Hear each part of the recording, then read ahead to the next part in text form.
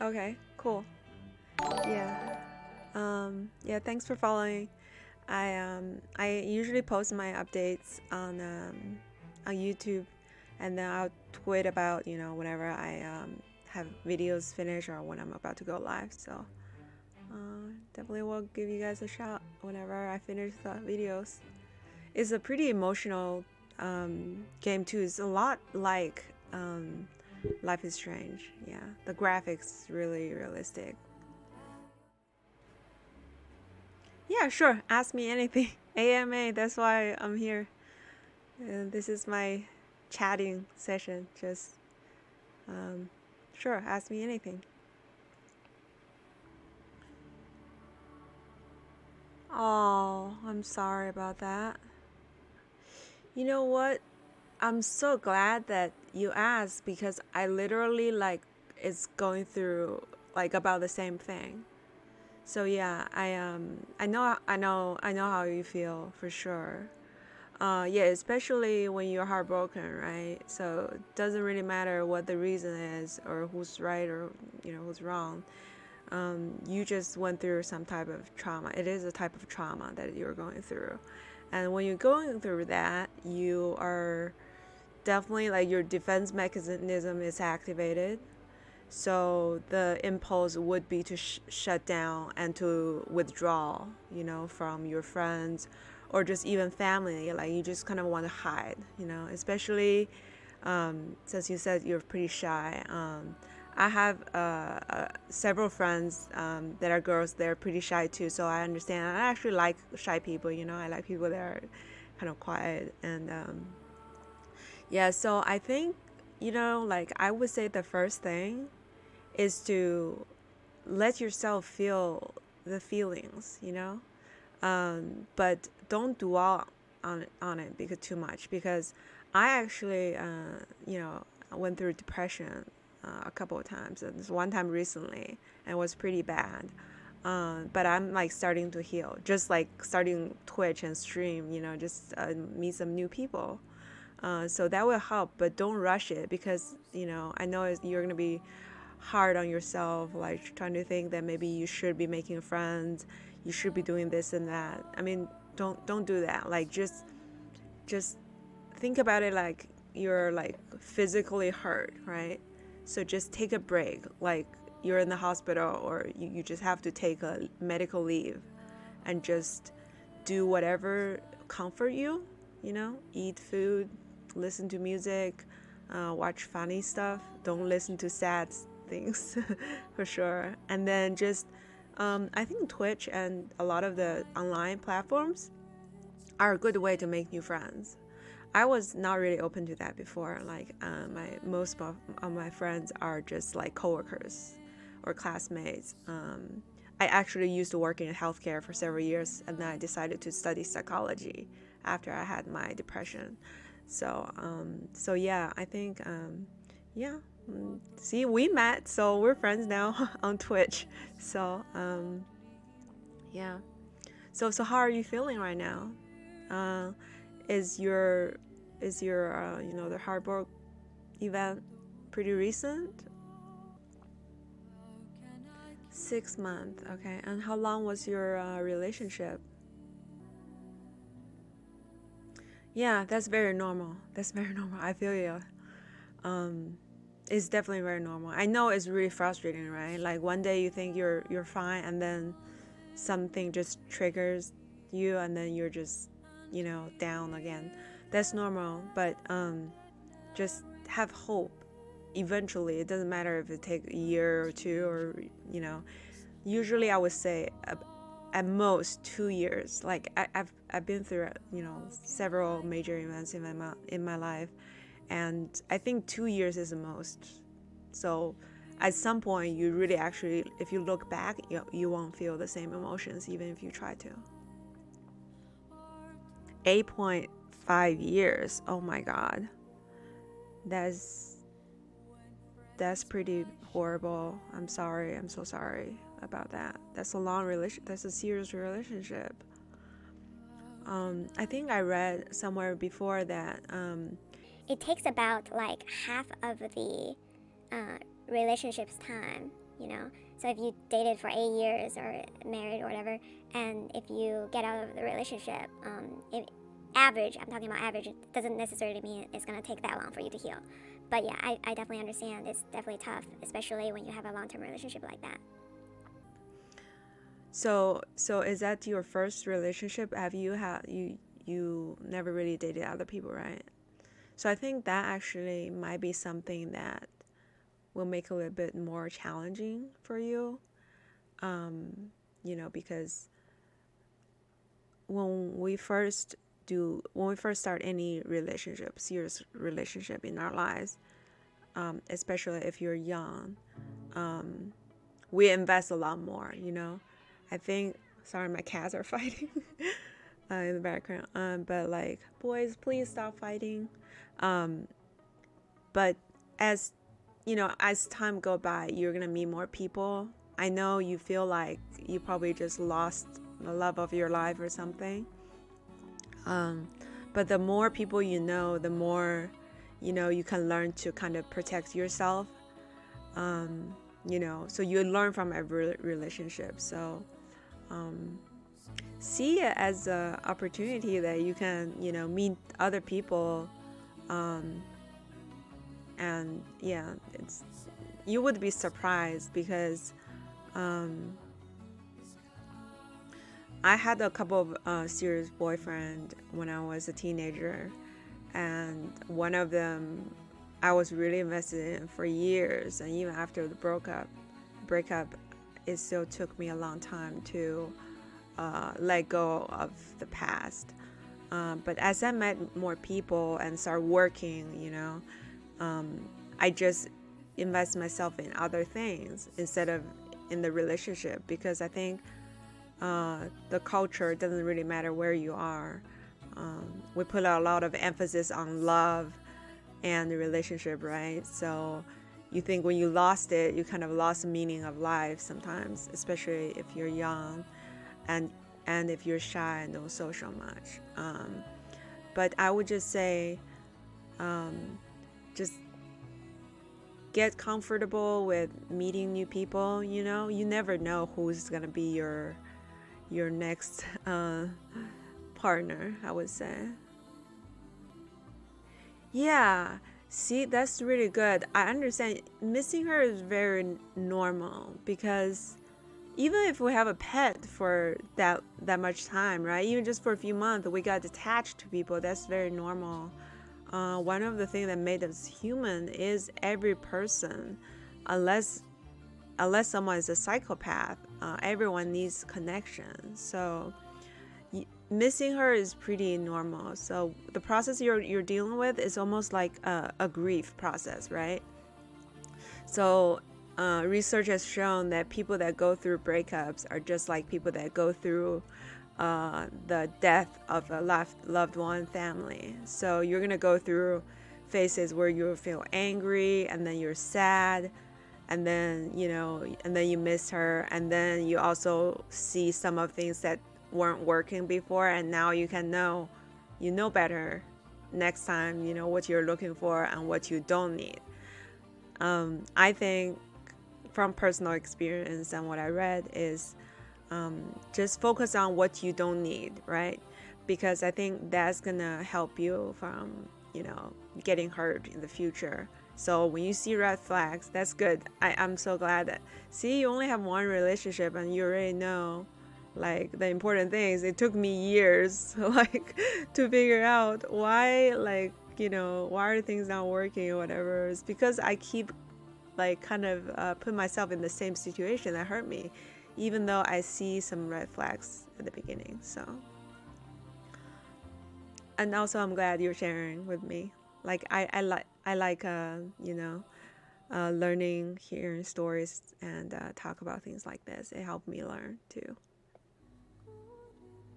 Yeah, it's very normal. I think it's very normal for a lot of people, like when they're in a relationship, especially if it's a relationship that's that meets a lot of your needs, emotional needs or whatever needs for a companion, then you kind of just neglect your friend. I did the same thing. Like, even though as I get older, I try not to do that. Um, but still, like, yeah, whenever, like, I think with people that are shy, I'm introverted, but I'm not that shy. So I understand that for people like us, we already don't have that many friends like some of the extroverts who has a bunch of friends, right? So, but when we are in a relationship, we probably focus on the relationship a lot, and maybe neglected some of the friends. Part of the reason is probably because you kind of know your friends will always be there, right? There's no reason for them to leave you, but you want to keep the person that's with you happy and yourself happy, so you spend a lot of energy on that. Um, I wouldn't say you lost some friends, They respond to you and there might be some distance, because you weren't really available for them. But just try to you know, get in touch with them a little bit more. And then what's that called? Yeah, eventually you will just reunite. Like I'm originally from China, so I'm living in the U.S. I've been here since I was 18. Um, I lost a lot of friends whenever I came here, right? All my friends there, I feel like I lost them, but I actually didn't. I keep talking with them here and there, and for some of them, like even if you don't talk to them for a month or years, if you have a good relationship, it's not toxic for either of you. You just meet them again someday when you're both in the same town, and just hang out, and everything will be the same. So I understand how you're feeling now because you're dealing with grief. So you feel like you lost everybody, but I don't think so. I think you only lost maybe one person, and I don't know the details about your relationship, but who knows, like what might happen. Couples get back together a lot too, so be more optimistic, I would say. Either you'll meet someone else, or you might get back together with the same person if that person is good for you. If you feel like it's draining you, the relationship is draining you, even if you love the person a lot, even if you love her a lot, but if there's a lot of red flags, don't go back. You'll get better people, and you'll get you know more invested in your new relationship, so you don't keep going back to the same cycle. So, oh, well,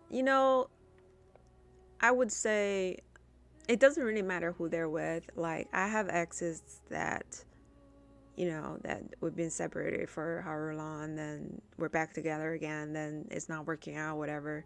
I know, like, during this time, oh yeah, oh, I'm so sorry. That's cheating and betrayal definitely is the number one hardest thing to deal with, for sure, because um, your enemy can hurt you because they're your enemies. You already don't trust them. You're not close to them. So even if you hate each other, you're not that hurt. But yeah, but when people that you love betray you, it definitely is. It feels so much different, and definitely takes a long time to recover. And I have to say, that type of thing um, could could change you as a person. You're gonna trust people less easily and be more anxious or careful when you date other people, and maybe a little bit paranoid sometimes, but that's normal. It's just I'm so sorry that that happened to you. um so yeah, I have a couple of relationship that I was cheated on, and yeah, it was bad in the moment, but after a couple of years, I really don't feel anything anymore. So just be a little bit patient, right? It's only 6 months, so I would say give it a year. You'll probably feel different than now. And a lot of times it takes people to lose you to realize what they have, you know. Especially, I would say for women, for girls, a lot of times they get attracted to, or they get tricked by some of the guys that are good at, that are more outgoing or good at picking up women, whatever. But they actually won't be happy about that long term, because those people, I think, tend to betray them. So yeah, I'm sure you can find better people for sure. Yeah, I totally understand. You should be scared. It's very normal. If you're not scared, I would be worried, right? So be scared and just meet people, and um, you know what the red flags are, right? So just date different people, just be friends, and if you see the red flag, just don't go further with the relationship, no matter how attractive that person is. Um, I don't know if you ever heard about attachment styles. So there are like 3 types of attachment styles of everyone. 50% of the population are securely attached people, means they're comfortable with intimate relationships, and they're also secure, so they're not anxious about losing their partner all the time. The anxious people made up about 25% of the population. So those are the people that a lot of people will call as needy. They're not needy, they just have that attachment style because how they're raised as a baby. So they're more insecure. Every relationship they're in, they're always anxious, and they might act out in a way because they're afraid of losing people. And then the other type, other than secure, is the dismissive, avoidant attachment style. So dismissive people make up about 20% of the population, and a lot of guys are dismissive because guys, are usually raised in different cultures as, you have to be tough, you can't show emotion, you can't cry, you can't be too caring. So a lot of guys are dismissive. There are girls dismissive too, but mostly guys. So you want to find that 50% of secure people, because hold on, let me turn down the music a little bit. You want to find secure people that's in the 50%, because those people might seem a little bit boring or not that exciting to begin with, but they are trustworthy partners. So those 50% people that are secure, the secure people can heal either the anxious people or the avoidant dismissive people. So if you find a secure person, definitely stick with that person, because that person can heal you from your trauma of your past betrayal, right? They will be able to show you affection when you need it, and they also won't be too needy, which is the anxious people do.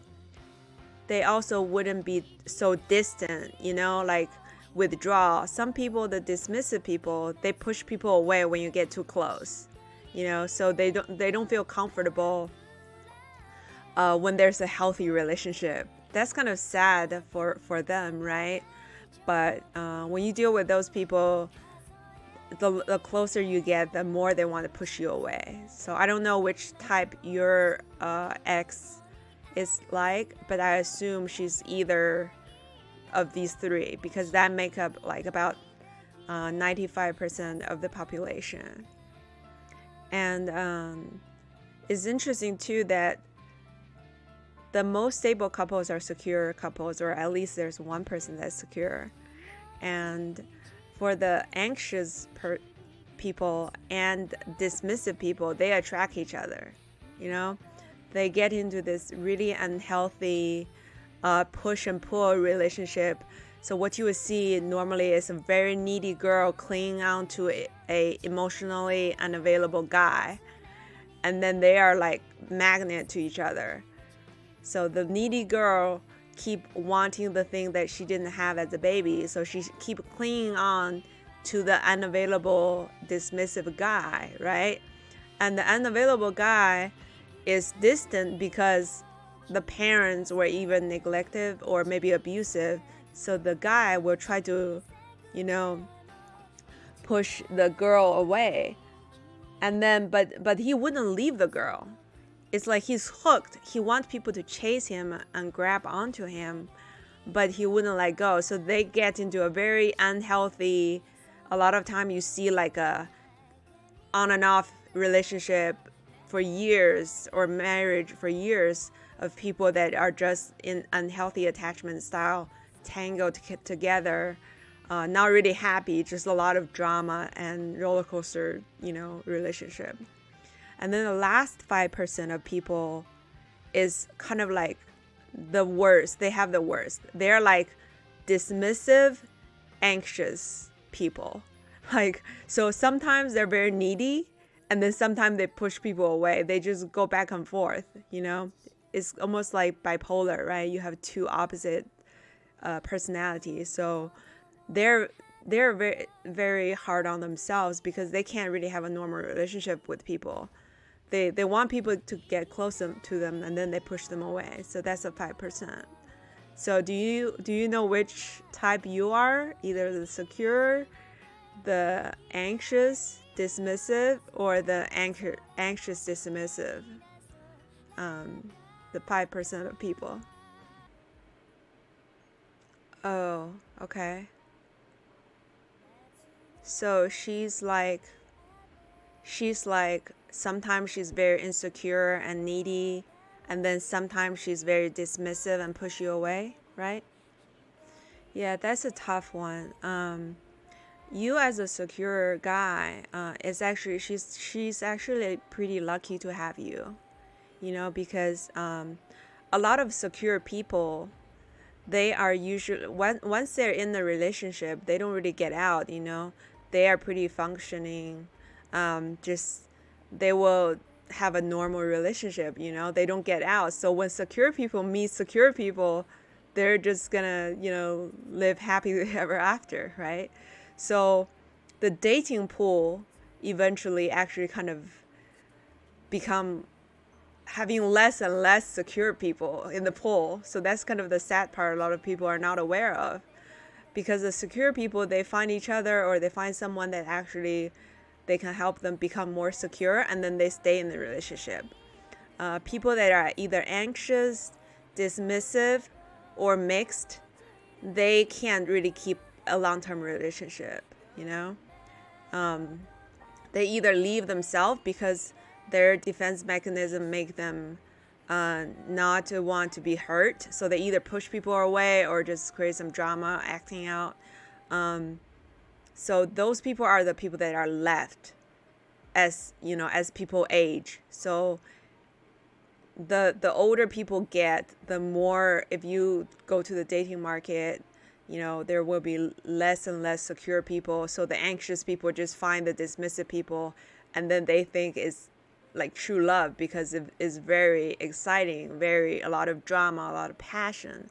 But then pretty soon they're gonna find out they're not compatible, but their own issues, their own attachment style will also make them cling on to each other. So they will have just very dysfunctional relationship, and then they will just end it in a couple years at most. I would say the people that I know, a lot of people that I know that have these type of attachment styles, they usually can only have relationships for about a year or two, and then they something just happens, and then they keep finding new relationships. Especially for a dismissive type of person.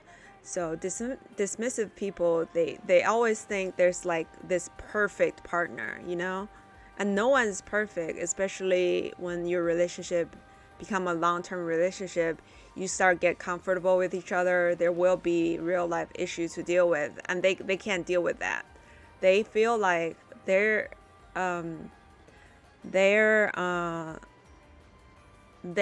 psyche is, or what they believe is, if this person is the right person, there will be no problem. which is so untrue. Every relationship requires work, but they don't believe in that. They just think, okay, you're not the right person, or maybe this is just not working. It doesn't matter if they're still in love. They're just gonna jump ship and just try to find something else. And it's sad because a lot of people, even some of my family members who, in their 50s, 60s, or some that even passed away, they have this type of attachment style, and then they just, end up all alone. So I'm not so worried about you at all, since you're a secure person. Sooner or later, you're gonna find someone that's compatible with you, for sure.